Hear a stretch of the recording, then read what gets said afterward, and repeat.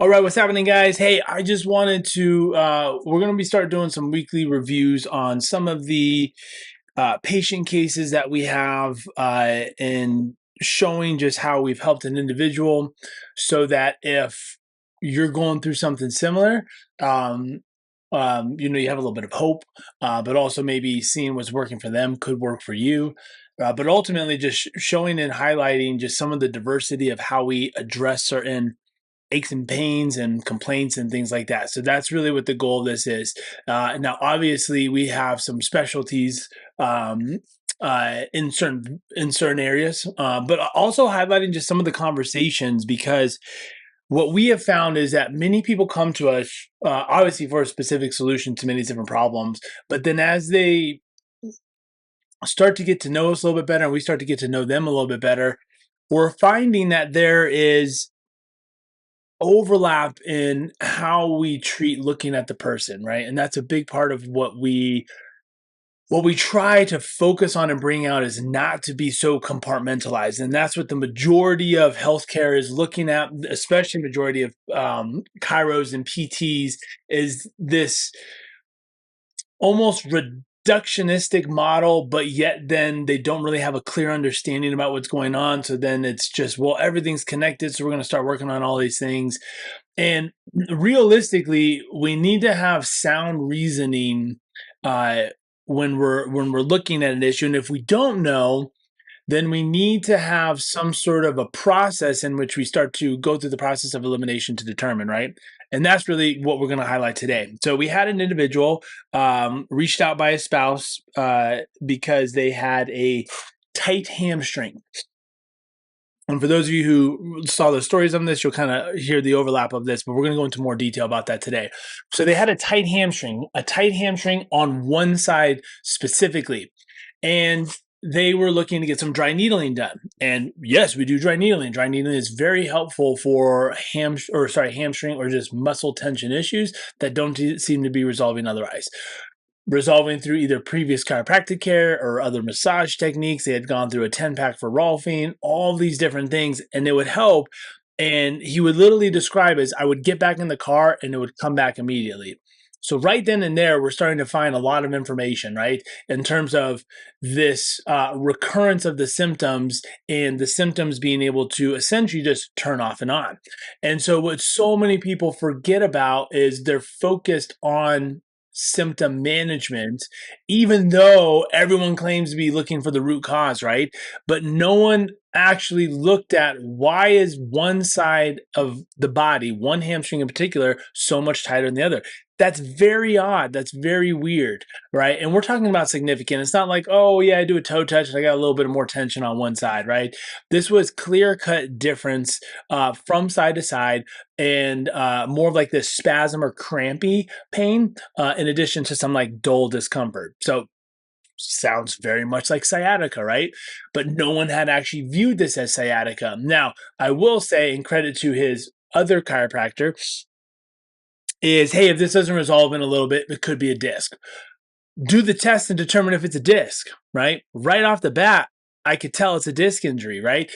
Based on certain symptoms, presentation, so on and so forth. That's going to help you determine very strongly the most likely probable cause, and then we do the orthopedic assessments and tests to determine what that is. So coming back into play, right? So for those of you that have lower back pain, not all injuries are disc herniations. And I will preface, just because you have a disc herniation, that does not mean you need surgery. Just because you have a disc herniation, you have sciatica, that does not mean you need an injection. Just because you have a disc herniation and sciatica does not mean you need drugs as well, right? Muscle relaxants, those types of things. Even though this is the mainstream media healthcare option for these things, is just take a muscle relaxants, just get an injection and rest, right? And so we started going through the questionnaire to determine what's going on. So if you are someone who's having lower back pain, one-sided pain one-sided pain specifically on tightness or pain on one side, right? That could be an indication of sciatica.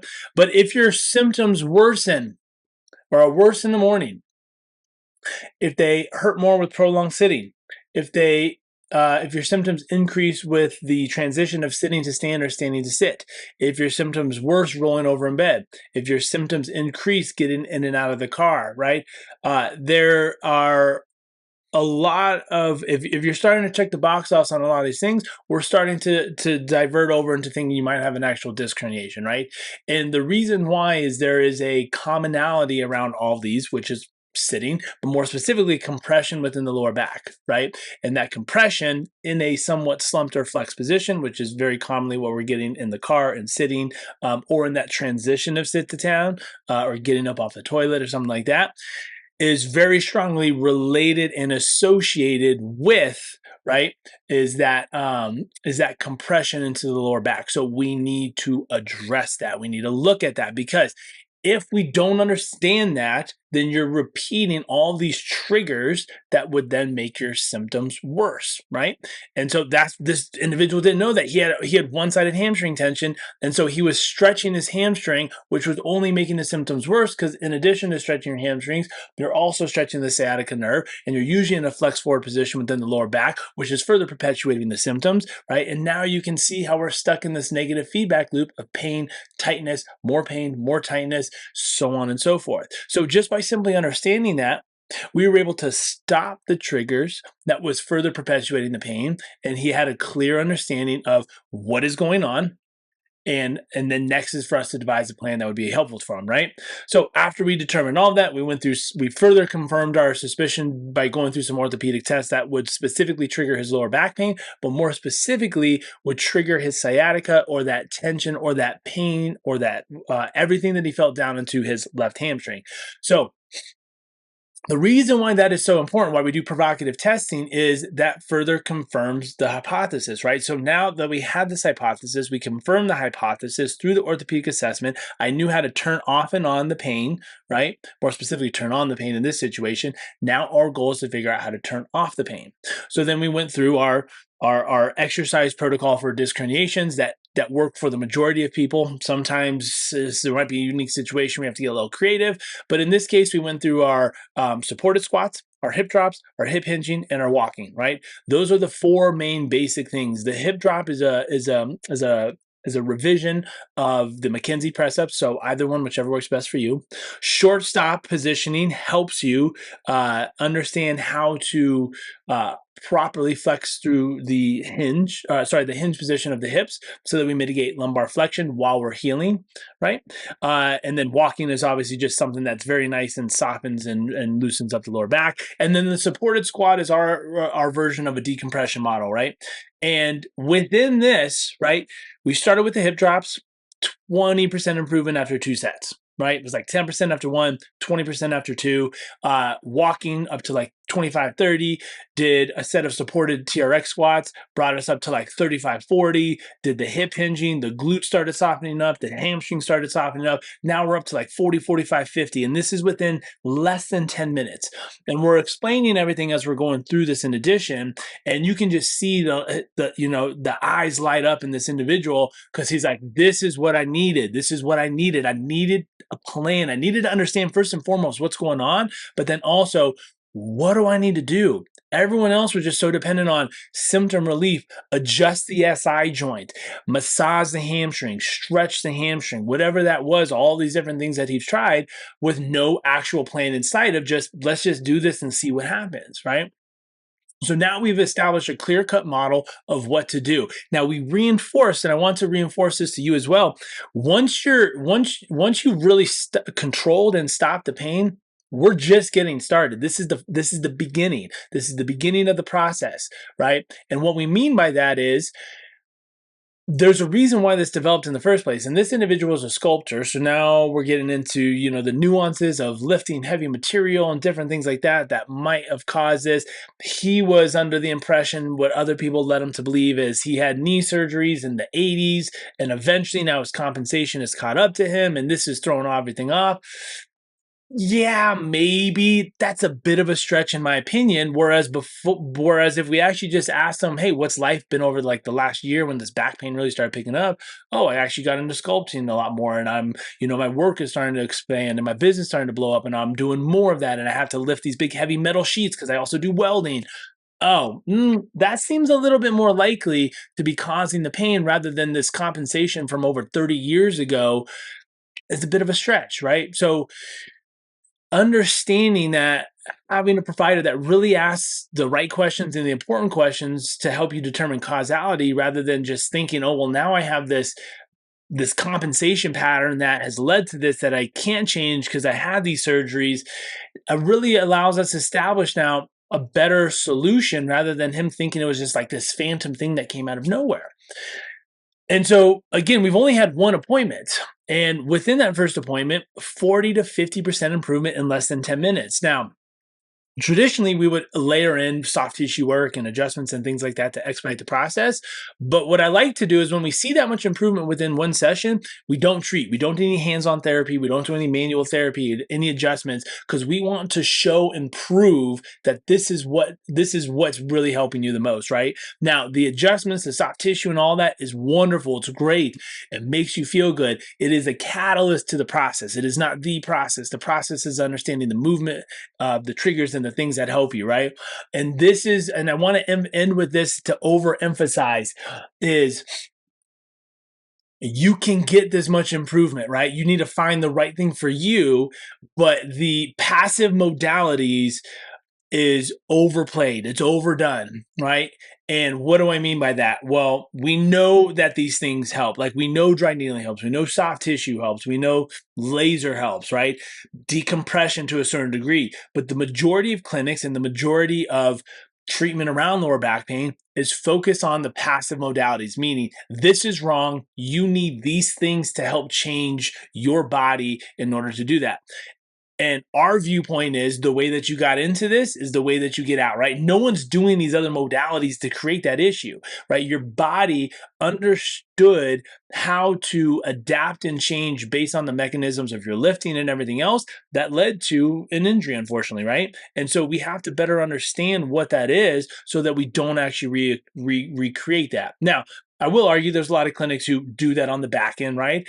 But their whole viewpoint is you need this system and you need this everything to change. You have the ability to do all that, right? We have seen time and time again individuals who have done 20, 30 plus decompression sessions with minimal improvement, right? In a decompression session, you're basically on this machine and it stretches out your spine, which is intended to help obviously decompress, but then to help bring nutrients in, so on and so forth. You can do this on your own. We see it every single day with a simple TRX exercise. You can do this with various different pumping exercises, whether that's hanging and changing certain positions. We don't have the time to get into that right now, but the power of doing that is now you understand how to do this on your own. You don't need to go to a clinic and get hooked up to a machine to get this. You can find the relief that you need at your home, which allows you to get better faster. And honestly, it actually gets you better results. It truly does, right? In addition to these other things, yes, we know red light therapy helps, right? We know all these things help, but if you give your body the opportunity to, it will. And what most people do is they don't do that, right? They're trying to rush the process, they're trying to rush this whole thing and not understanding that takes time to heal. Now, I'm not discouraging you from doing any of those things if that's what you're currently in or if that's the model that you love, but I have a feeling that you're starting to see and understand that that's not the only way. And it's definitely not the more affordable option. Not that we're looking to be affordable, but what we have found, right, is that so many people are spending thousands and thousands of dollars on red light therapy or laser therapy, decompression, only be in the same place that they are. They are because they didn't have a good diagnosis in the first place. They didn't understand the movement triggers that perpetuate their pain. So they're just doing the same thing and they don't have a good plan of action for their body, for their situation, and for their solution. So what I would encourage you to do is if you're struggling with lower back pain, reach out to us, right? Just ask a question.